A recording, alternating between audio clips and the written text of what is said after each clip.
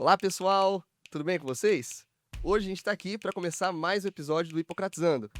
Antes de a gente começar, eu queria agradecer os nossos patrocinadores, que é a Barão Med, a Luminiwell e a Cristiane Santos Gastronomia. Obrigado por ajudarem o nosso projeto.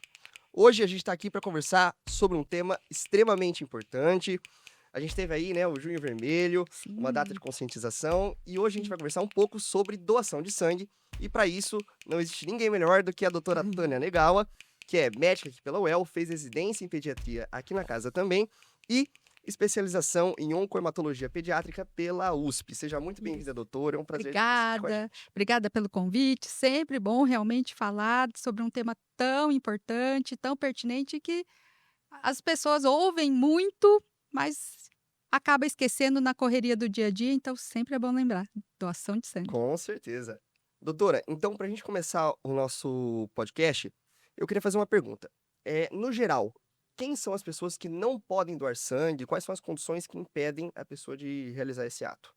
Acho que o mais importante é assim a gente sempre reforçar. Quem pode doar sangue?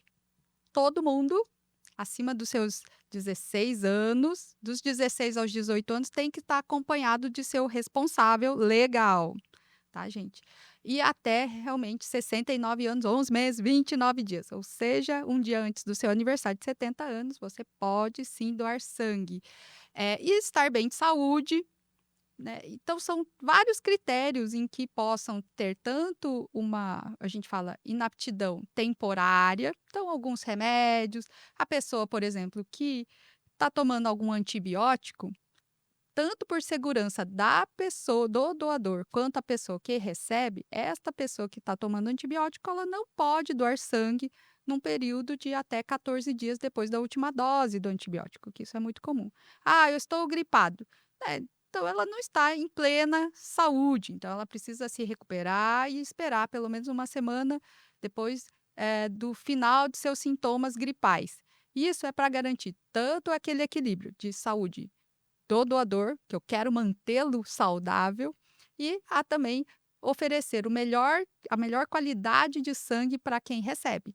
Então, por isso que sempre nessa pendência. Então, sim, são vários critérios e que a gente até vai conversar sobre alguns, mas o principal, tem dúvida? Pode ligar para a gente, procure o nosso serviço.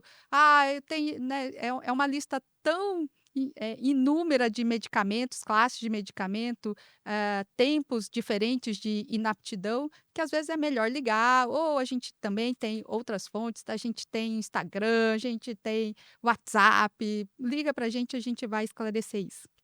Entendi. Doutora, e quanto à menstruação, por exemplo? É impeditivo ou não da doação? Não, nunca. É lógico que é muito individual.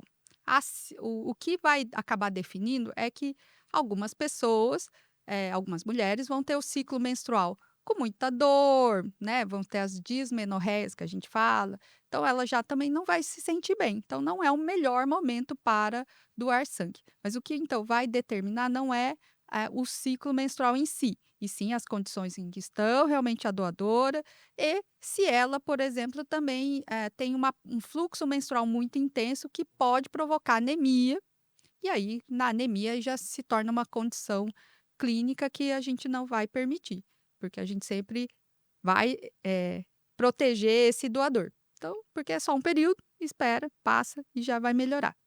Perfeito. E doutora, vamos supor que tá tudo certinho, eu fui lá e consegui realizar minha doação. Com que frequência eu posso voltar para fazer a segunda? Como que deve ser esse intervalo? Homens podem doar 4 vezes no ano, Uhum. só que a conta fica meio, às vezes, bagunçada, porque, assim, o intervalo para homens, seria um prazo de 2 meses. Aí você fala: "Ué, mas se estamos um ano temos 12 meses, então teriam 6". Não, mas quando a gente coloca 4 é para ter realmente a questão da reserva também, porque a gente quer também não extinguir ali, assim, todo o sangue da pessoa, né, então a gente precisa ter uma reserva. E mulheres 3 vezes no ano, mas com intervalo até mínimo de 3 meses, tá, em 12 meses. Porque às vezes a pessoa fala assim: "Ah, eu comecei a doar em dezembro de 2024, então a gente vai contar 12 meses a partir de dezembro de 2024". Então ela vai completar né? 4 doações, você vai for doar, são 4 doações de dezembro a dezembro, né? Então, por isso que a gente até fala assim, ó, mulheres a cada 4 meses e homens a cada 3 meses, né? Então, sempre cuidando. Por que essa diferença? Porque, né, homens não menstruam, né? Então, mulheres menopausadas poderiam? Até poderiam. Existem algumas exceções, mas a princípio a gente sempre vai considerar, realmente não vai mudar isso mesmo que as mulheres sejam amenorreicas, né, se elas não menstruem. E doutora, como é essa triagem? Eu chego para doar sangue, eu preciso fazer alguns exames, como funciona? Então, voltando ali assim, a gente sempre vai ter esse equilíbrio entre a segurança do doador e a segurança de quem recebe. Então é muito importante saber, que apesar de ser um processo simples, é a forma mais rápida de ajudar pessoas, então quem estiver ali, assim, com aquele intuito: "Eu quero ajudar pessoas", é a forma muito rápida de ajudar no mínimo 4 pessoas, numa única ação. Só que você tem que ter responsabilidade. Então o sangue, ele tem que ser totalmente rastreável. Então, assim, porque qualquer coisa que aconteça com a pessoa, quando ela recebe esse sangue, eu preciso ter condições de rastreá-lo e saber se aconteceu alguma coisa no processo ou se foi o doador que acabou, omitindo alguma informação, ou se ele também não sabia que ele tinha alguma doença. Então, visto isso, é para que as pessoas também entendam por que que a gente é chato mesmo. Sim. A gente não vai mentir, a gente é chato, a gente é rigoroso. A gente vai chegar e pedir: "Tem que ter documento com foto". "Ah, mas eu tenho um crachá". Não adianta. "Ah, eu tenho minha carteirinha de estudante". Não adianta, tem que ser documento oficial e tem que ser assim: "Ah, mas tá uma foto". Não, tem que ser documento oficial, então pode ser a carteira digital, não tem problema, mas tem que ser estas com foto para que, eh, a gente consiga ter certeza que eu estou tirando sangue de você mesmo, né. A segunda coisa, então, a gente, não existe um exame, laboratorial inicial, e sim uma triagem clínica. Então é o peso, que eu até esqueci de falar, mas tem a questão do peso, então a pessoa tem que ter acima de 50 quilos, por conta do volume, né, a ser retirado, mínimo. A pressão, aí são critérios que a gente até fala que são mais, de segurança do doador. Se a pessoa tiver hipertensa ou muito hipotência, tiver anêmica, ela não vai ter condições clínicas para doar sangue. Agora, há outros critérios de segurança para quem recebe, normalmente são as medicações, doenças, né, prévias, comportamentos de risco, bebida alcoólica também, ali, assim, excessiva no dia da doação, então isso tudo vai acabar.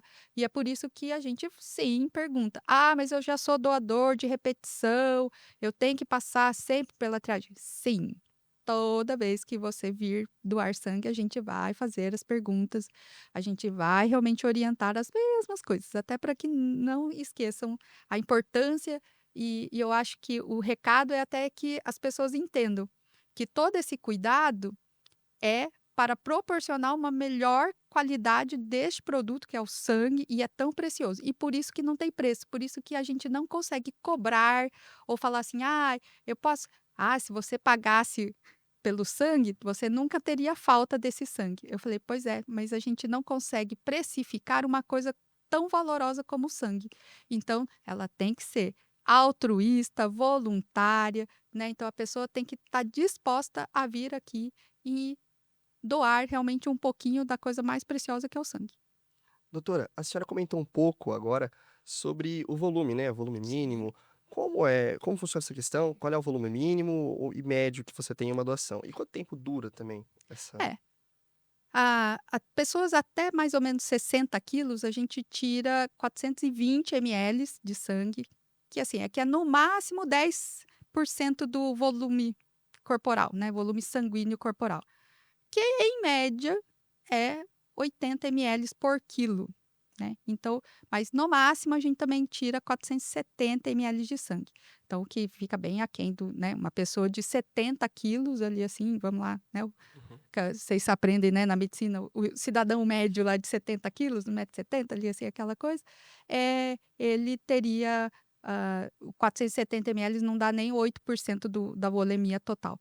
Então, é só realmente um excedente, né? Obviamente, não é coisa, mas ele se recupera. Esse volume se recupera em praticamente 24 horas. Entendi.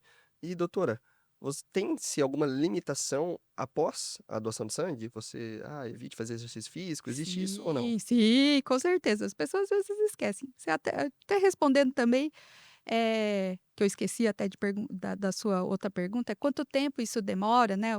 A tempo médio é de 20 a 40 minutos. Então, assim, só que tempo médio, né? Isso, assim, 20 a 40 minutos do minuto em que você está adentrando, né, assim, no nosso serviço. Porque às vezes, né, em dias um pouco mais movimentados, graças a Deus, né, que as pessoas respondem a nosso chamado, isso pode até demorar 1 hora e meia ali, assim. Então as pessoas precisam, vir com calma, né, porque mesmo que as pessoas sejam muito acostumadas com a doação, o pós-doação, ela pode sim, você sentir ainda, né, o efeito. A gente tira 470 ml de sangue, então assim, tá, tudo bem, menos de 10% da sua volemia, mas, né, é 10%, né, da sua volemia, e isso pode realmente dar tontura, um mal-estar. Então, a gente sempre orienta, uma hidratação importante, nada de carregar peso, principalmente no braço, né, em que for coletado essa bolsa de sangue. Atividade física, a gente também não recomenda, principalmente essas atividades físicas aeróbicas, aquelas que exigem, né, porque vocês aprenderam na Sim. hematologia que a hemácia, né, é a grande transportadora de oxigênio. Se eu diminuo, né, se eu tiro, né, essa porcentagem de hemácia circulante, obviamente você tem pouco transporte, pouco batimento. Então aí a gente começa realmente a oxigenar mesmo, menos. Então, isso significa que mesmo que você vá para uma academia, ou mesmo que você queira, eu quero fazer treinamento, você não vai render tanto, porque você não vai oxigenar tanto, e você pode causar lesões que possam acabar, no fim das contas, prejudicando a sua saúde por mais tempo do que as 24 horas que a gente tinha pedido. Então, você vai falar assim: pois é, caí, né? Derrubei, acaba fazendo um hematoma também no local da punção, e que daí o que era para só 24 horas de resguardo aí, assim, não, 24 horas de repouso, você acaba tendo que ficar 1 semana para recuperar disso. Então, calma, gente, né, tem tempo para tudo, ajudar realmente faz bem, e é só 24 horas para repouso. Outra coisa que a gente não recomenda, cigarro, né, nas primeiras 6 horas, bebida alcoólica nas 24 horas depois da doação, porque você vai estar hemoconcentrado. Eu tirei 470 ml de sangue, então os efeitos do álcool serão mais rápidos e mais intensos. Então, se a gente já tem aquela premissa, se beber não dirija, por favor, no dia da doação, né? Isso é fundamental. E o efeito do álcool, mas era só uma dose. Pois é, mas naquele dia você vai estar mais sensível aos efeitos do álcool. Então, não, por favor, não, né? A gente recomenda que você não beba, Entenderam, né, pessoal? por Aí, favor, ó. né? E doutora, vamos supor que alguém esteja doando sangue e acabe passando mal durante a coleta. O que é feito nesses casos? É comum, tá? Aquele que já passou mal, assim, não se sinta, eh, envergonhado, né, porque apesar da pessoa às vezes estar super, convicta, veio realmente com boa vontade, acredita realmente no ato, mas é um estresse, é uma coisa nova, então é muito comum na primeira doação você acabar passando mal. Ou em alguns momentos em que você até já doou, mas você está num momento mais estressante, você não se alimentou tão bem na semana, naquele dia até você comeu, mas a semana foi corrida, semana de prova, né, semana de prova de mato, né, que vocês que vocês ficam nervosos. Então sempre verifique, mas o que que uma reação mais comum é a hipotensão, clássica. Então, a primeira coisa é a posição Trendelenburg, né, perninhas para cima para literalmente jogar o sangue que estava nas pernas para jogar ali, assim, na circulação melhor. Tanto é que, se alguém passar mal em casa também depois da doação, primeira coisa, deite e coloque as suas perninhas para cima ali, assim que vai ser tranquilo, né, vai se recuperar mais rápido. A segunda coisa que pode acontecer são realmente as hipoglicemias, mais raro, mas daí a gente acaba repondo, né, com soro, com uma glicosezinha e até um lanchinho. O lanchinho, né, salva a maioria das pessoas ali também no pós, tá? Mas esse é o mais comum. Entendi. E doutora, a gente sabe que o sangue tem diferentes componentes. A Sim. senhora até chegou a comentar que uma doação pode dar até 4 pessoas. Uhum. Eu gostaria que a senhora falasse um pouco sobre esses componentes e qual a função de cada um. Sim. Ó, para não ser tão chato ali, né, toda vez quando a gente tira o sangue, então os componentes principais ali, assim, é a hemácia, 2/3 da bolsa ali é a concentrado de hemácia, que é a parte vermelha, né, do sangue, e é o grande responsável pelo transporte de oxigênio. Então a gente indica principalmente nos quadros de anemia, acidentes, e é o mais usado. Né, com certeza é o componente mais utilizado aí na nosso dia a dia. O segundo componente é a plaqueta, que é o que é responsável pela coagulação, então também usado principalmente aí, agora um pouquinho nas situações mais especiais ali, assim, de plaquetas baixas, cirurgias, né, então pacientes que estão fazendo um tratamento oncológico em que a medula não vai estar produzindo muito bem essas componentes. E o terceiro, né, componente maior que daí pode se dividir, que daí é o plasma, que é a parte amarela que as pessoas falam. O plasma, ele é rico em proteína e leucócitos mortos, né, então ele não consegue realmente aumentar a defesa, mas ele também está rico em proteínas e fatores de coagulação. Então a gente acaba utilizando principalmente em pacientes que têm algum problema de coagulação, e normalmente secundários a alguma cirurgia de grande porte, a um trauma de grande porte, queimados, acidentes graves, aí a gente utiliza isso. Por que que a gente fala até 4 pessoas, né, se só tem 3 componentes? Porque para uma criança, por exemplo, a dose é de 10 a 15 ml por quilo. Então, considerando que uma criança ali, assim, de seus 20 quilos, o mesmo componente ali, né, ali assim, mesma bolsa de hemácias, ela vai poder ser dividida para 2 crianças. Se ela for menos que 20 quilos, então essa mesma bolsa pode ser dividida até para 3 crianças. Então, por isso que a gente até comenta isso.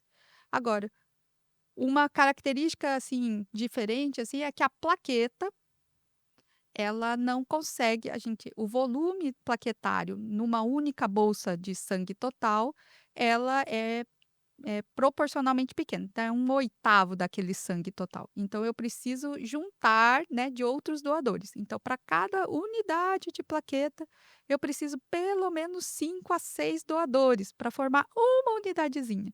Então é por isso que eu preciso sempre e a meia-vida também é curtinha, né, ela só dura 5 dias. Então, por isso que as pessoas também precisam entender, porque acho que quase todo mundo que já ouviu falar sobre doação de sangue, fala assim: "Meu Deus do céu, o pessoal do banco de sangue é muito chorão", porque eles só pedem: "Por favor, a gente precisa de sangue, a gente precisa de sangue, a gente precisa de sangue". A gente parece um pidoncho, a gente é pidoncho mesmo, mas é porque é um componente biológico, então ele tem uma meia-vida determinada. Então a plaqueta, ela só dura 5 dias. Então não adianta todo mundo vir doar num único dia, porque daí depois, 5 dias depois, tudo vai ser vencido. Então, por isso que é importante para que as pessoas entendam que a gente precisa todo dia, todo ano, né, to todas as vezes aí a gente vai ficar solicitando. Perfeito. E doutora, após a doação, para onde esse sangue vai depois de ser doado? Quais testes são feitos e como se dá essa separação também desses componentes? A separação é pura e simples por centrifugação. Então a gente, né, obviamente, né, gente, né, não é também aquela coisa tão tupiniquim, né, a gente Tão tem simples, né? não é tão simples assim, mas é para simplificar as técnicas, é por sedimentação mesmo, então a gente centrifuga e, obviamente, a parte da hemácia é mais pesada, então ela vai sendo separada por bolsas. O bacana é que toda essa separação, ela é sem abrir sistemas. Então, assim, os 2 únicos momentos que o sistema é aberto é no momento que a gente vai coletar o sangue do doador, então todo o material, ele é realmente descartável, estéril, né, para quem fica preocupado assim: "Ai, será que esta agulha é usada para outro?" Não, é só para você, né, só para quem, estava doando, única uso. E abre-se quando vai infundir no paciente. Então esses são os únicos momentos. Então por isso que também isso garante uma maior chance de esterilidade, menos riscos de contaminação. Então, então por isso tudo é por centrifugação e vai separando por bolsas, né, então vai separar pela plaqueta, pelo plasma e pela hemácia, e aí vai ser feito as sorologias a gente faz de Chagas, sífilis, HIV, HTLV e hepatite B e C. Hoje a gente tem também o NAT, que é o, né, biologia molecular, então para HIV, hepatite C, hepatite B e para malária. Então, isso garante a janela imunológica, que a gente tão importante, menor. Então, possibilidade de fazer o NAT garante uma segurança maior na qualidade, né, e riscos transfusionais aí menores para o para quem recebe. Só que é lógico, a medicina, feliz ou infelizmente, né, para quem está estudando, ela sempre aparece algumas surpresas. Até realmente 2002 a gente mal conhecia Covid e apareceu, né. Então, por isso que porque você pode falar assim: "Nossa, doutora, mas tem sorologias, tem testes tão bons e, né, que dão uma garantia de 99%. O NAT para HIV garante com que se a pessoa infectou-se naquele dia, eu vou detectar naquele dia ali, assim, se ele doar naquele dia, eu vou conseguir detectar", só que ele não é 100%. E aí a gente precisa sim ser rigoroso na triagem, porque como eu falei, a gente está testando esses, mas quantos milhões de outros vírus também possam estar associados com algumas outras doenças? A gente ainda não sabe, a gente não sabe tudo, né? Então a gente precisa ser rigoroso, por isso que a gente pergunta da saúde, está usando algum tratamento, fazendo algum tratamento, usando algum remédio, para que a gente vá descartando aí as possibilidades de infecções. Doutora, supondo então que a sorologia ou esse NAT venha positivo, Sim. como funciona o procedimento? Então, é, bons bancos de sangue com triagem rigorosa, elas vão até ter um que a gente chama de um descarte sorológico de 6 até 8%. Então nunca é zerado, por mais que rigoroso que seja, né, a triagem clínica, porque existe, porque assim, a pessoa não está mentindo, a pessoa só não sabia, Sim. né. Então, ele vai ser convocado, né, ele vai receber uma cartinha, então também por isso é importante que as pessoas quando vão fazer o cadastro, né, vão fazer a ficha ali, assim, de doação, coloque o endereço ou, seja endereço eletrônico, telefone ou endereço físico, para que ela consiga ser comunicada. É importante, a gente insiste, a gente, vai atrás ali, tem doenças que, obviamente, são compulsórias, aí a gente vai mais ali, assim, mas tem alguns outros que a gente até sabe que possam ser falso positivo. A maioria são falso positivo, que é aquela coisa, ele não tem a doença, mas pela sensibilidade do teste, ele acabou ficando na dúvida e ele vai ser convocado, tá? E aí, então, ele é convocado, ele repete-se exames daí mais específicos, Uhum. a gente saber se foi ou não, né, às vezes, por exemplo, é muito comum o doador ser convocado por hepatite B e ser só a reação vacinal. Ele tomou a vacina da hepatite B e por isso que acabou detectando esse traço do vírus. Então, a gente vai e aí se a gente confirmar que foi só um falso positivo, a gente vai retirar ele da listagem, né, porque é uma listagem também que comunica com o Paraná inteiro. Uhum. Então, por isso que também a retirada dessa lista também não é imediata. Então, a gente, apesar de ser tudo hoje, né, interligado, mas também existe um certo delay, né? Então, tem uma demora. Então, normalmente 1 mês ali, assim, aí ele já sai da listagem. Doutora, a gente sabe que o Hemocentro, aqui do HU, é uma referência, principalmente para a região do norte do Paraná. Quais são os locais que vêm para cá para serem atendidos, para fazer doação? A gente tem o orgulho de dizer que os hemocentros públicos no Brasil, eles são referência de qualidade aí para o mundo inteiro. Então, não só o Paraná. Mas o hemocentro, e ser hemocentro significa você tratar e você fazer toda essa captação da região. Então, a gente aqui atende mais de 17 municípios, a gente atende toda a 17ª. Aqui só em Londrina, todo mundo às vezes, né, sempre remete assim, é o hemocentro do HU.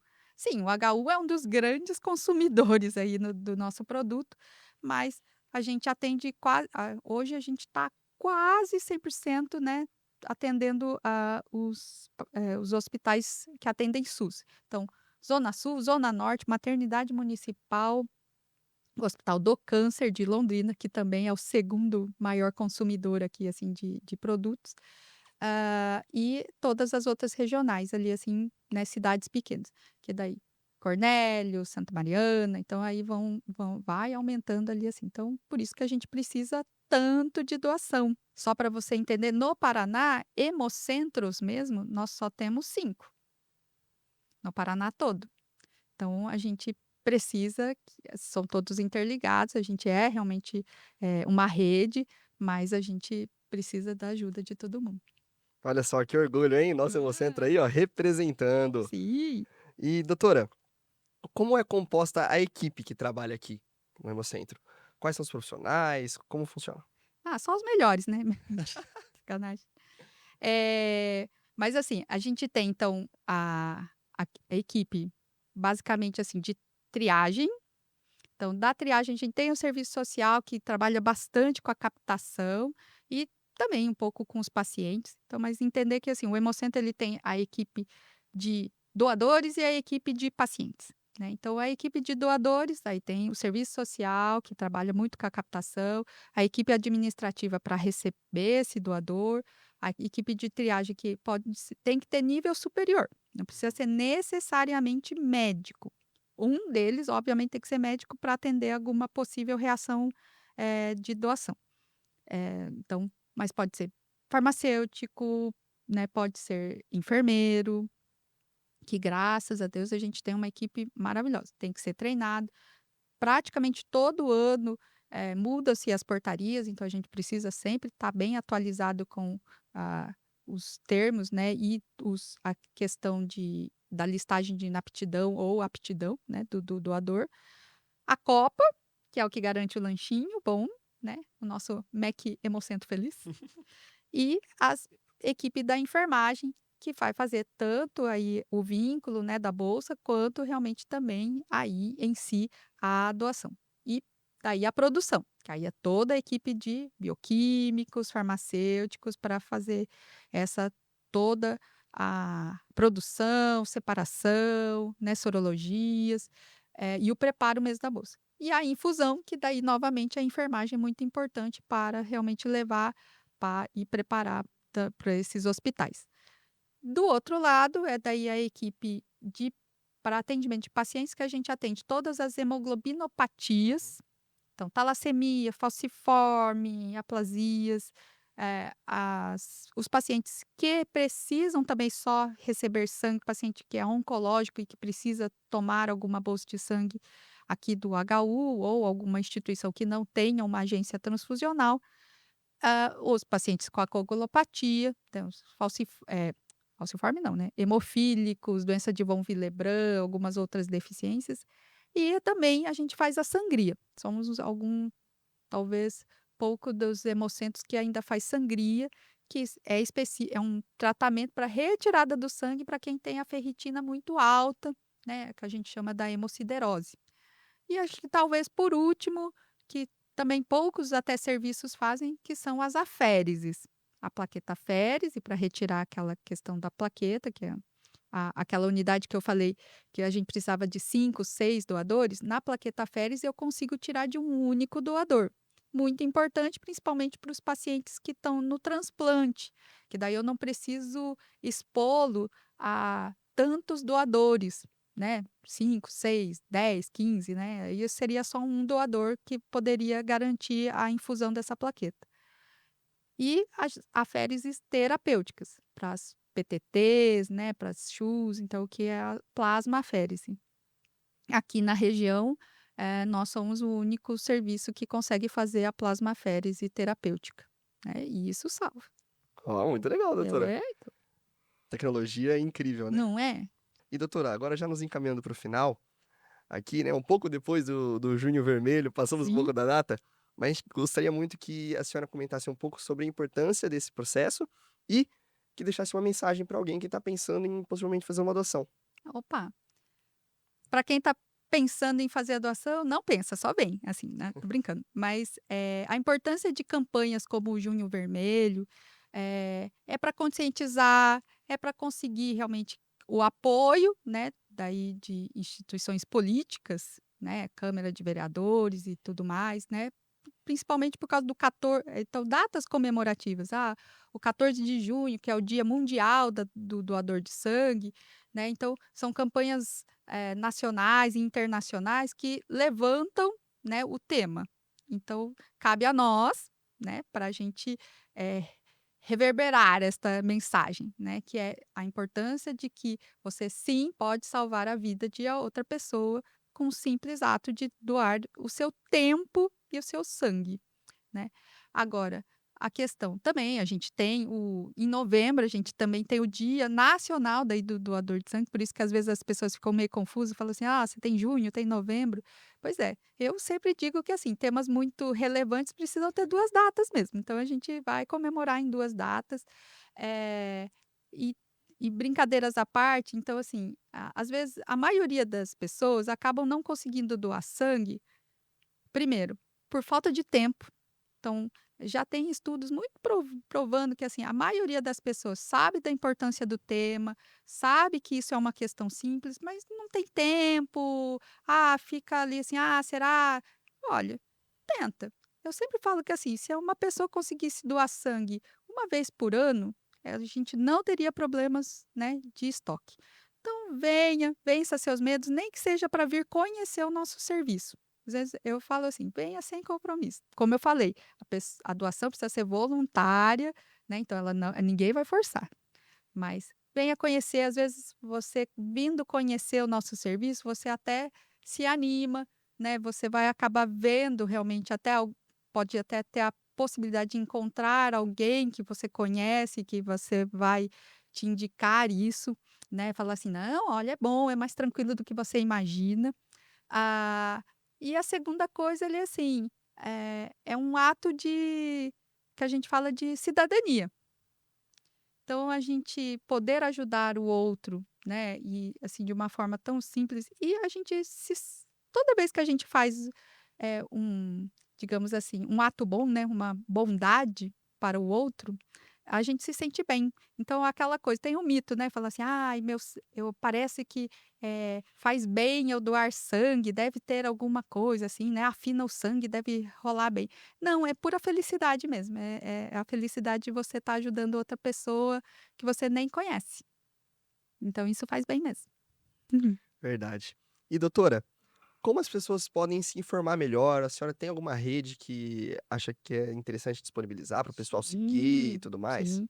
É isso, né, hoje as redes a gente estava até brincando lá, assim, que rede social, hoje faz um papel importante, assim como essas campanhas, né, de conseguir divulgar as nossas necessidades, o nosso trabalho também. Então, o nosso Instagram é @hemocentrohu, tá. Eh, a gente não tem TikTok, mas talvez, né, quem Ó, sabe a gente precisa ajuda aí dos vamos criar jovens um aí, aí. vamos criar, né, mas pode vir. Também a gente tem realmente também o telefone aqui do Hemocentro, 3371-2218 para tirar algumas dúvidas, mas, o principal também é assim, venha, né. Hoje a internet também está aí, tem vários dados também. "Ah, eu não quero perguntar, eu fico constrangido de perguntar". Hoje a maior parte, dos critérios de inaptidão temporária ou definitiva, você encontra facilmente ali, assim, na internet. Então pode acessar, mas também a gente está aqui à disposição para tirar dúvidas e esclarecer aí essa doação e as suas dúvidas para que você se torne um doador. Ou se não conseguir, que às vezes, infelizmente, nem todo mundo que quer doar pode doar sangue, mas que você se torne um capacitador ou um divulgador aí, assim, para outros doadores virem. É bem bacana isso também. Doutora, muito obrigado por vir aqui conversar com a gente. Foi um prazer imenso Ah, receber a senhora. que bom. E pra vocês, ó, não sobrou mais nenhuma desculpa pra não vir doar sangue aqui, hein? Acho bom, né? A gente espera vocês. Doutora, Obrigada. muito obrigado. Foi um Obrigada. prazer, viu? Ah, que bom. Obrigada. Tchau, tchau, pessoal. Até a próxima.